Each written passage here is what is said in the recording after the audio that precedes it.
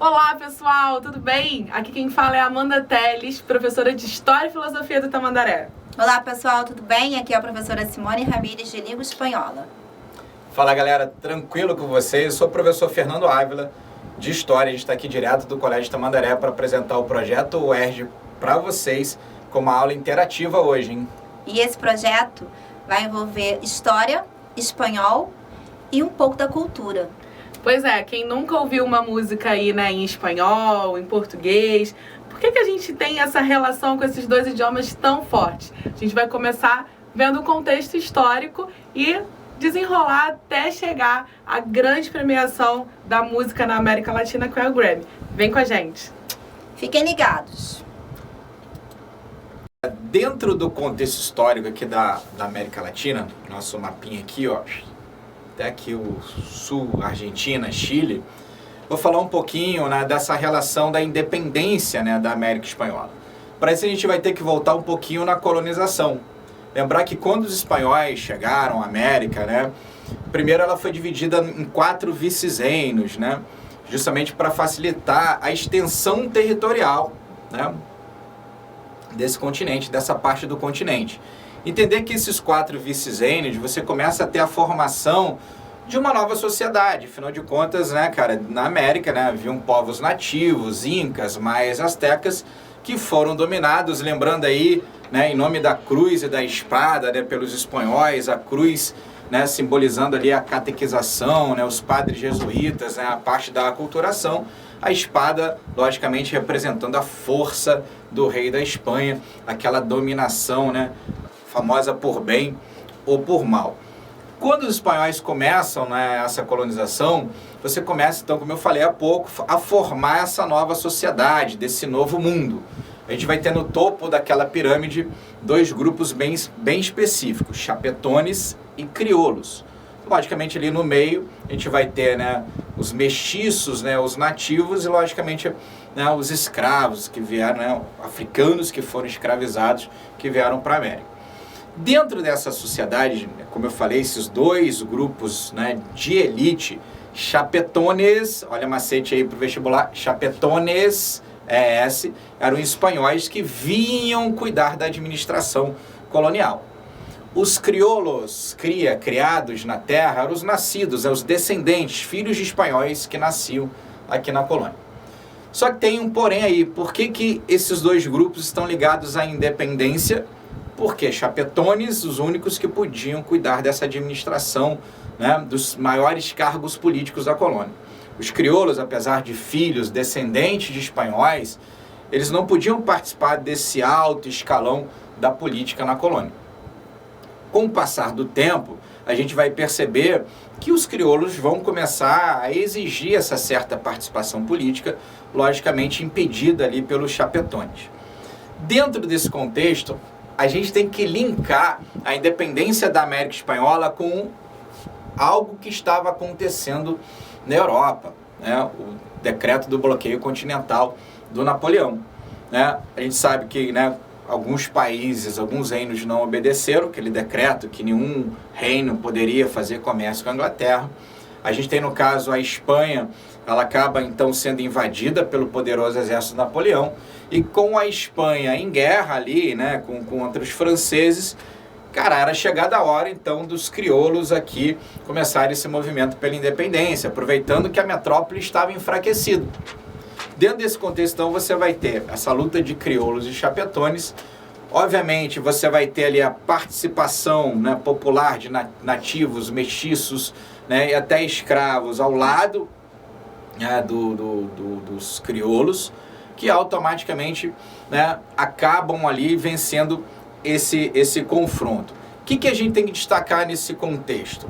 A independência do Haiti, que ela foi diferenciada, né, dentro do contexto, né, uma ilha onde 90% da população era formada, né, por africanos escravizados, que quando perceberam que eles eram a maioria, eles acabaram então decretando a independência. Então se liga aí que às vezes quando a gente fala do Haiti, qual a diferença da independência do Haiti para as outras colônias, né, por exemplo, da América Espanhola? É essa questão, por exemplo, né, que ela foi liderada por, né, negros, escravos e libertos que acabaram decretando a independência daí.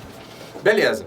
Voltando agora para o restante aqui da parte, né, mesmo do continente, a gente pode destacar, né, a participação de alguns nomes, né? A gente vai ter no Peru, Tupac Amaru, por exemplo, indígena que luta pela independência, né, da região. A gente vai ter o general San Martin, né, aqui na região da Bacia do Prata. E talvez ali o nome mais simbólico, né, é o Simão Bolívar, né, que tinha uma ideologia do chamado pan-americanismo, a questão de uma união, né, política, econômica desses países após a independência, né. A ideia no papel, galera, até bacana, mas acabou o projeto fracassando justamente por alguns empecilhos. A própria rivalidade política, né, dessas colônias, né, dessas regiões latino-americanas acabaram sendo uma das causas, né, do fracasso do chamado pan-americanismo lá do Simão Bolívar.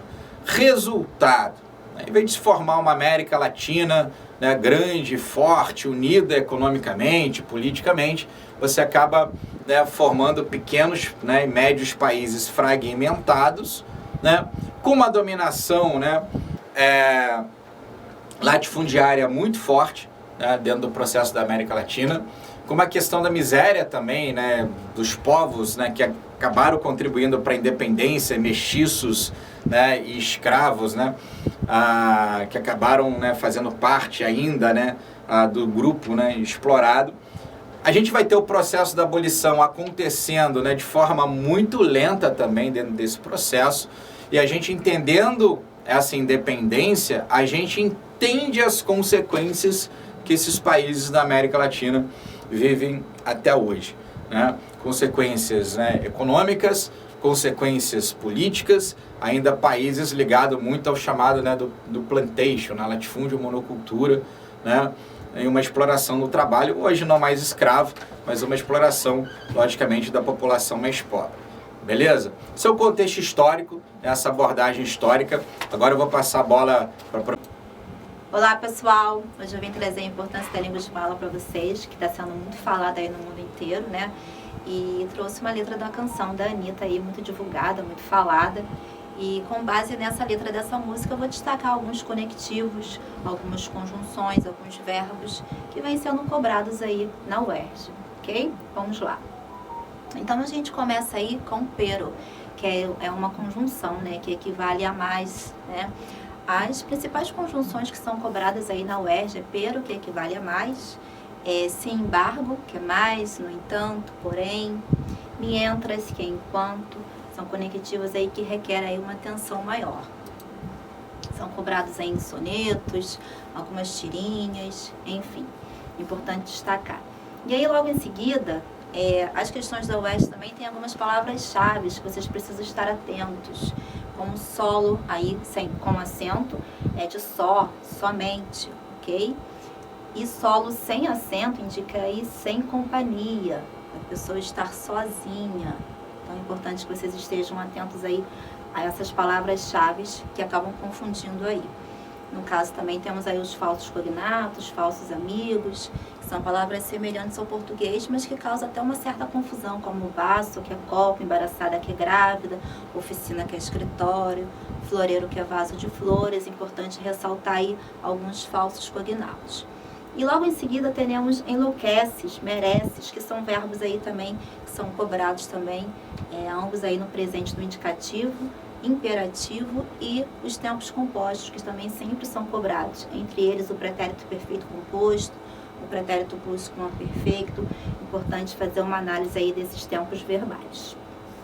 E na sequência teremos lo que, né? O lo, que é o artigo neutro, que é um artigo invariável. O lo não varia nem em gênero e nem em número. O artigo neutro lo ele é utilizado diante de adjetivos, advérbios, o pronome relativo que, temos aí um exemplo aí nessa música aí, lo que el niño necessita baby, né, sendo utilizado aí diante do pronome relativo que. Importante ressaltar também que esse que aí, ele não é acentuado, que ele é um pronome relativo. Quando funcionar como um pronome interrogativo, todos os pronomes interrogativos têm que vir acentuados, quem, como, qual, quales. Importante destacar também. Bailar-me que quero verte, bien, e aí relembrando aí os advérbios, né? Nós temos advérbios aí que são bem cobrados também de modo, intensidade, afirmação. Então, esses advérbios também sempre vêm em alguma tirinha, alguma historieta. Importante destacar também, para que vocês possam dar uma lida e relembrar os principais advérbios. E aí temos se quieres rugar, bem, né? E aí nós temos aí mais um verbo aí também. Inicialmente falei para vocês que a principal dica para o UERJ aí são os conectores, as conjunções e os tempos verbais que vêm sendo cobrados aí nas últimas provas. Na sequência temos aí diversão e intenção. Exemplos aí de palavras agudas. O que são palavras agudas? São as palavras oxítonas, que corresponde em português às palavras oxítonas. Essas palavras também já foram cobradas há algum tempo atrás. Então, como é uma caixinha de surpresa, a gente não sabe de fato como a gramática vai ser inserida dentro desse contexto, dentro dos textos. Então, eis uma dica aí também de diversion e intention. São exemplos de palavras agudas que são acentuadas aí mediante o término de vogal N e S. Então, diversion e intention. Palavras aí terminadas em N, correspondem às palavras oxítonas, ok? Bem, pessoal, espero que eu tenha ajudado vocês. Essas são as principais dicas.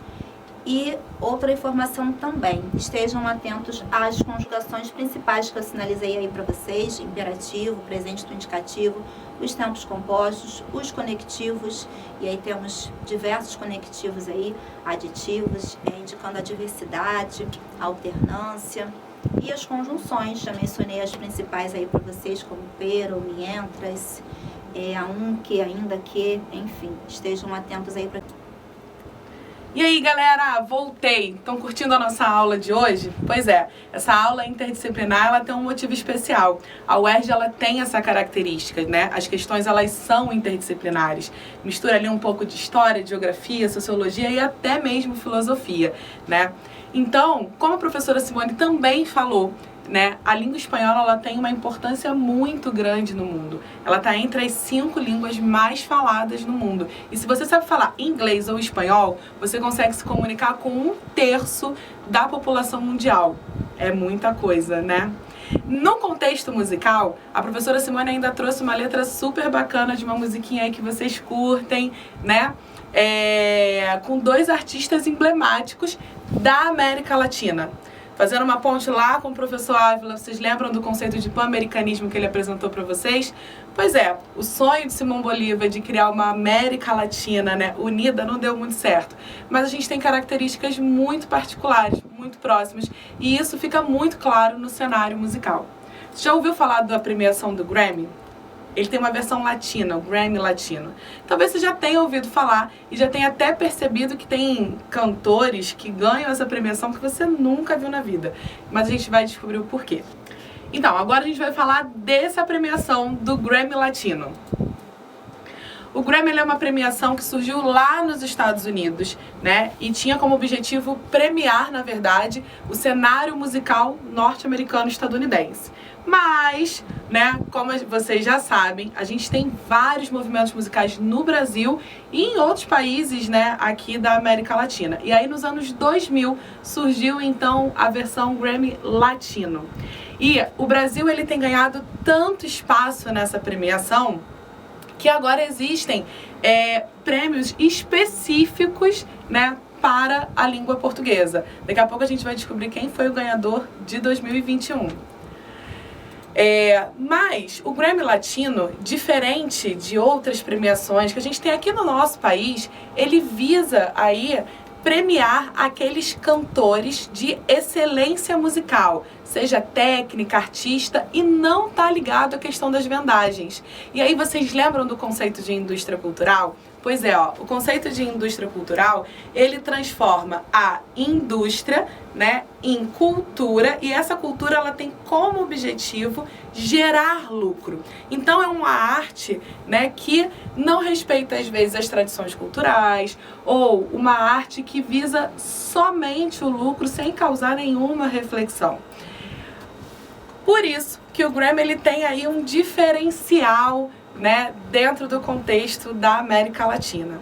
Mas importante observar que o Grammy Latino, ele acaba não premiando cantores, artistas de língua francesa, romena ou italiana, que são línguas que estão no tronco linguístico latino. Mas, como falei para vocês, o Brasil aí é um grande premiado, né? E muitos cantores que ganham essa premiação, às vezes a gente não conhece. E justamente porque o Grammy não está alinhado ali àquela questão da indústria cultural. Talvez essas artistas aqui, ó, vocês até conheçam, né? Elas têm feito bastante sucesso aí. E elas foram os ganhadores, né, do melhor álbum de língua portuguesa no ano de 2021. Gente, é isso. A gente volta já já. Fica ligado. Aí, galera, professor Ávila aqui, então, de Piratas do Caribe, aqui, Jack Sparrow, para encerrar a nossa aula integrada.